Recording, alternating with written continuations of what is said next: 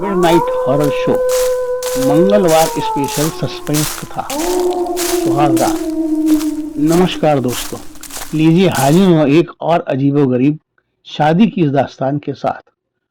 आरती की खुशियों का आज ठिकाना न था। खुशी की तो बात ही थी, आखिर 8 साल से इंतजार के बाद आज उनके बेटे ऋषभ की शादी जो हो रही थी। ऋषभ को सरकारी नौकरी पाए पूरे 8 साल हो गए थे, लेकिन वह अपनी माँ के आराम की जरा भी परवाह नहीं करता था। आरती जब भी ऋषभ से कहती, बेटा मैंने एक जगह तुम्हारी शादी की बात चलाई है, लड़की सुंदर है, पढ़ी लिखी है, नौकरी भी करती है, लेकिन ऋषभ हमेशा अपनी माँ से यही कहता, अभी जल्दी क्या है माँ, अभी शादी नहीं करूंगा। क्यों नहीं करेगा शादी, इस बात पर ऋषभ हमेशा ही चुप रहता। ऋषभ की ये चुप्पी आरती की समझ में नहीं आती थी। एक दिन आरती ने झल्ला कर ऋषभ से पूछा, आखिर तो बोलता क्यों नहीं है, हमेशा शादी से इनकार क्यों करता रहता है।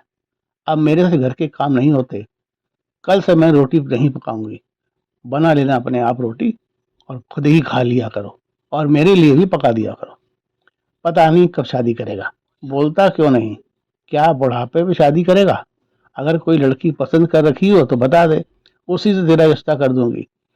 मुझे तेरी पसंद पर पूरा भरोसा है, तो अपने लिए ढंग की ही लड़की पसंद करेगा, ये मुझे विश्वास है। आज आरती की ऋषभ की शादी को लेकर कुछ ज्यादा ही थी, इसीलिए आज उसकी गुस्सा ऋषभ के ऊपर कुछ ज्यादा था, जिसे वह ऋषभ के ऊपर पूरा पूरा उतार देना चाहती थी। आरती का गुस्सा वाजिब था, क्योंकि आज आरती को बुखार होने के बावजूद भी ऋषभ के लिए रोटी बनानी पड़ रही थी। माँ जो थी वह, कोई भी माँ अपने बेटे को भूखा नहीं देख सकती, और ना ही अपनी परेशानी अपने बेटे को बताकर उसे परेशान करना चाहती है। अपना गुस्सा ऋषभ पर उतार कर आरती रसोई घर के लिए चल दी, क्योंकि ऋषभ का ऑफिस जाने का समय हो रहा था। लेकिन ये क्या, जैसे ही आरती रसोई की ओर बढ़ी, उसके पैर लड़खड़ा गए और वह वहीं पर गिर गई।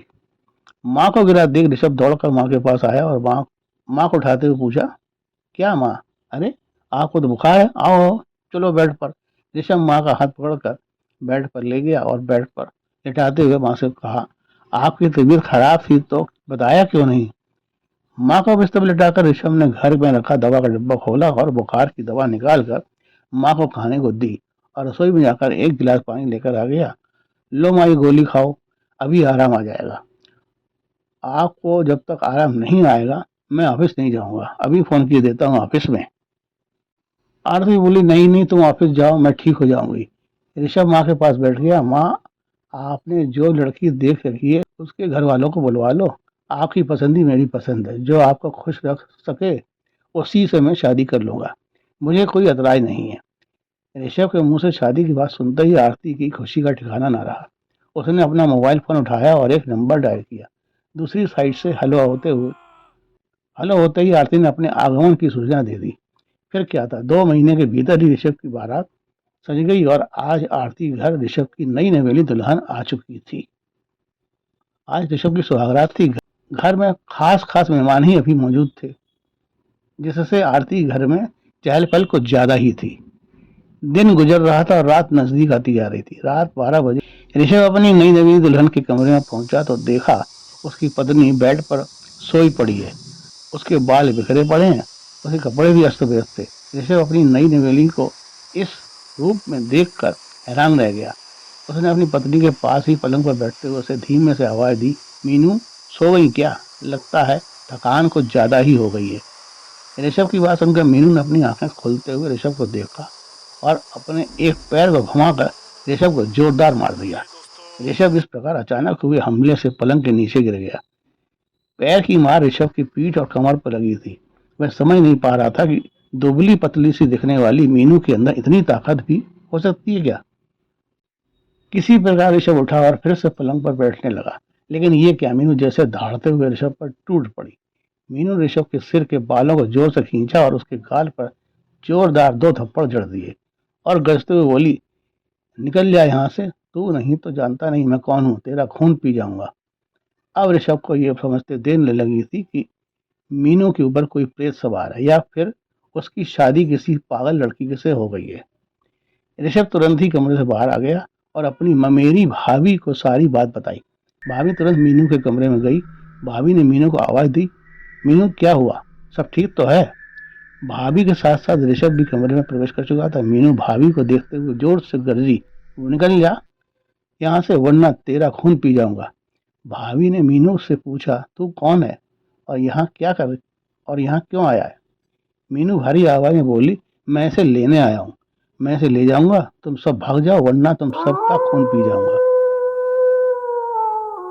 भाभी ने मीनू की बात का कोई जवाब नहीं दिया, बल्कि ऋषभ को लेकर वे कमरे के बाहर आ गई और आरती व सभी रिश्तेदारों को मीनू के ऊपर गुजर रही हालात से वाकिफ कराया। अब तक पूरा घर टेंशन में आ चुका था। कोई कह रहा था मीनू को लेकर किसी मौलवी के पास चलो, तो कोई कह रहा था कि तांत्रिक बाबा ही मीनू के ऊपर सवार प्रेत को भगा पाएंगे। आरती का रो रोकर बुरा हाल हो रहा था।